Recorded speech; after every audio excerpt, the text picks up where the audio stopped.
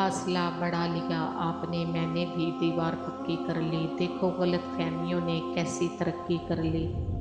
ज़बरदस्ती की नज़दीकियों से सुकून की दूरियां बेहतर हैं।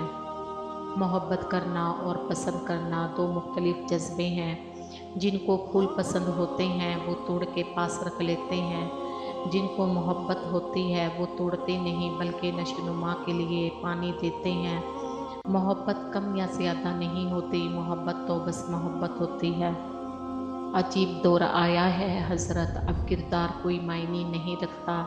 अब गाड़ी देखी जाएगी, घड़ी देखी जाएगी, कपड़े देखे जाएंगे, मोबाइल देखा जाएगा, घर देखा जाएगा, स्टेटस देखा जाएगा। लेकिन एक बात याद रखना, ये सब सिर्फ यहीं देखा जाएगा, वहाँ किरदार ही देखा जाएगा।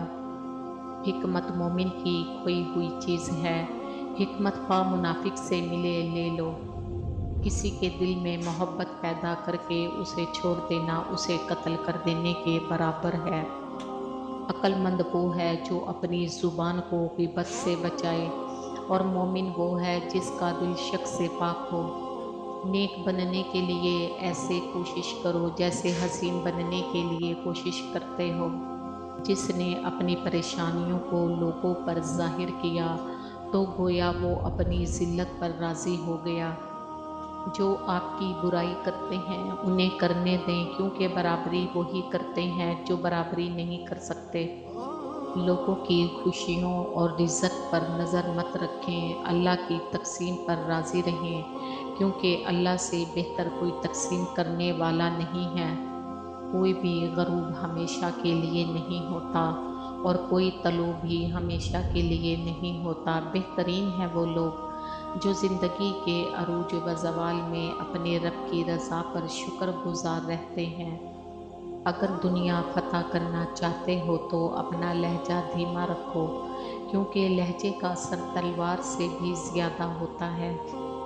दूसरों को अपने बारे में सफाइयाँ देकर अपना वक़्त ज़ाया ना करें। लोग इतना ही समझते हैं जितनी उनकी औकात होती है। दिल पूरा रख कर ज़ुबान का मीठा बनना मुझे नहीं आता।